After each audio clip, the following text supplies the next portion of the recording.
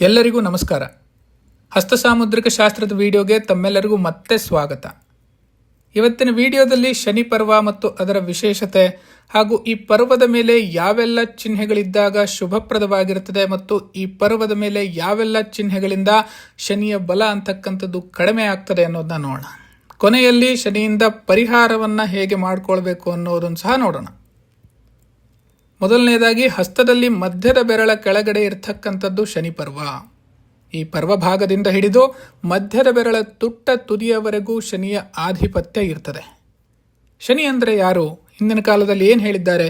ನೀಲಾಂಜನ ಸಮಾಭಾಸಂ ರವಿಪುತ್ರಂ ಯಮಾಗ್ರಜಂ ಛಾಯಾಮಾರ್ಥಾಂಡ ಸಂಭೂತಂ ತಂ ನಮಾಮಿ ಶನೇಶ್ಚರಂ. ಶನಿ ಸೂರ್ಯನ ಪುತ್ರ ಅಂತ ಹೇಳ್ತಾರೆ. ಆದರೂ ಕೂಡ ಸೂರ್ಯನಿಂದ ಬಹಳನೇ ದೂರದಲ್ಲಿರ್ತಕ್ಕಂತಹ ಗ್ರಹ ಶನಿ. ಸೂರ್ಯ ಹಗಲನ್ನು ರೆಪ್ರೆಸೆಂಟ್ ಮಾಡಿದ್ರೆ ಶನಿ ಕತ್ತಲೆಯನ್ನು ರೆಪ್ರೆಸೆಂಟ್ ಮಾಡ್ತಾನೆ.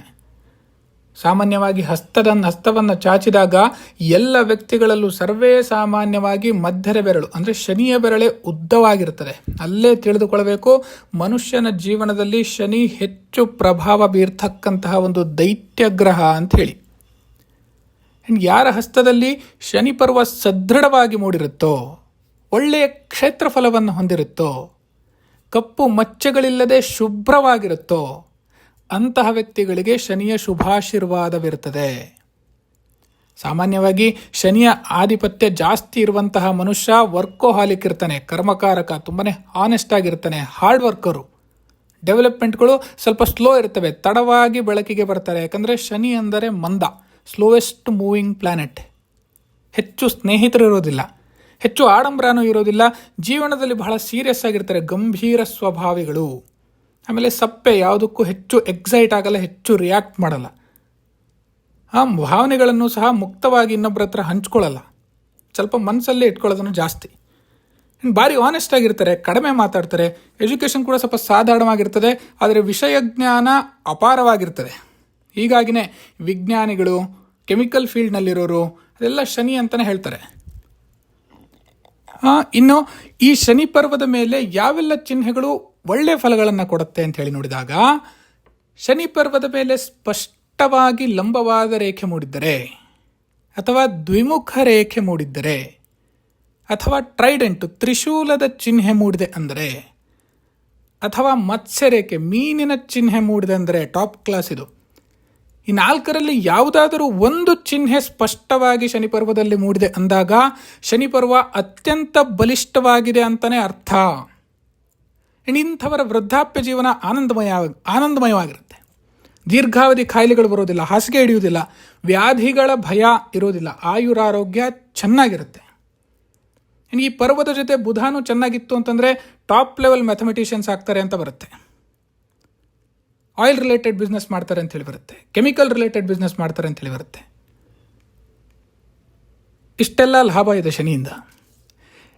ಇದೇ ಶನಿ ಪರ್ವ ಚಪ್ಪಟೆಯಾಗಿ ಮೂಡಿದ್ದರೆ, ಅಥವಾ ಪರ್ವದಲ್ಲಿ ಎಕ್ಸ್ ಸೈನ್ ಅಂದರೆ ಕತ್ತರಿಯ ಚಿಹ್ನೆ ಇದ್ದರೆ, ಅಥವಾ ಕಪ್ಪು ಮಚ್ಚೆ ಮೂಡಿದ್ದರೆ, ಅಥವಾ ಐಲ್ಯಾಂಡ್ ದ್ವೀಪದಂತಹ ಚಿಹ್ನೆ ಮೂಡಿದ್ದರೆ ಶನಿ ಪರ್ವ ದುರ್ಬಲವಾಗಿದೆ ಅಂತಲೇ ಅರ್ಥ. ಇದರ ಪರಿಣಾಮ ಮೇನ್ ಹೊಡೆಯೋದೇ ಕರಿಯರ್ ಮೇಲೆ. ಕೆಲಸ ಪದೇ ಪದೇ ಚೇಂಜ್ ಆಗ್ತಾ ಇರುತ್ತೆ, ಅನ್ಸ್ಟೆಬಿಲಿಟಿ ಇನ್ ಕರಿಯರ್. ಸ್ಟ್ರೆಸ್ ಜಾಸ್ತಿ ಇರುತ್ತೆ, ನೆಮ್ಮದಿ ಇರೋದಿಲ್ಲ. ಶನಿ ಪರ್ವವನ್ನು ಮಾತೃಸ್ಥಾನ ಅಂತ ಕೂಡ ಕರೀತಾರೆ. ತಾಯಿಯ ಜೊತೆಗೆ ಭಿನ್ನಾಭಿಪ್ರಾಯ ಇರತಕ್ಕಂಥದ್ದು. ಎಲ್ಲ ಕೆಲಸಗಳಲ್ಲೂ ಉದಾಸೀನತೆ ಮತ್ತು ಆಲಸ್ಯ ಇರ್ತದೆ, ನೆಗೆಟಿವ್ ಥಿಂಕಿಂಗ್ ಜಾಸ್ತಿ ಇರುತ್ತೆ. ಆಲ್ಕೋಹಾಲ್ ಕನ್ಸಂಪ್ಷನ್ ಸ್ವಲ್ಪ ಜಾಸ್ತಿ ಮಾಡ್ತಾರೆ ಅವರು. ಇನ್ನು ಶನಿಯಿಂದ ಪರಿಹಾರ ಅಂತೇಳಿ ನೋಡಿದಾಗ, ಇನ್ನು ಮೇಜರ್ ಪರಿಹಾರ ಅಂದರೆ ಇದೆ. ಶನಿ ಅಂದರೆ ಆಲ್ಕೋಹಾಲನ್ನು ರೆಪ್ರೆಸೆಂಟ್ ಮಾಡ್ತಕ್ಕಂಥದ್ದು. ದಯವಿಟ್ಟು ಆಲ್ಕೋಹಾಲನ್ನು ಬಿಡಿ, ಶನಿ ತುಂಬ ಒಳ್ಳೇದು ಮಾಡ್ತಾನೆ. ಶನಿವಾರದ ದಿವಸ ಶನಿಯ ಆಧಿಪತ್ಯ ಇರ್ತದೆ. ಪುಷ್ಯ, ಅನುರಾಧ, ಉತ್ತರ ಭಾದ್ರ ಈ 3 ನಕ್ಷತ್ರಗಳು ಶನಿಯ ನಕ್ಷತ್ರಗಳು. 8, 17, 26 ಅನ್ನೋ ಸಂಖ್ಯೆಗಳು ಶನಿಯ ಸಂಖ್ಯೆಗಳು. ಶನಿಯ ಬಣ್ಣ ಕಪ್ಪು ಮತ್ತು ಕಡು ನೀಲಿ.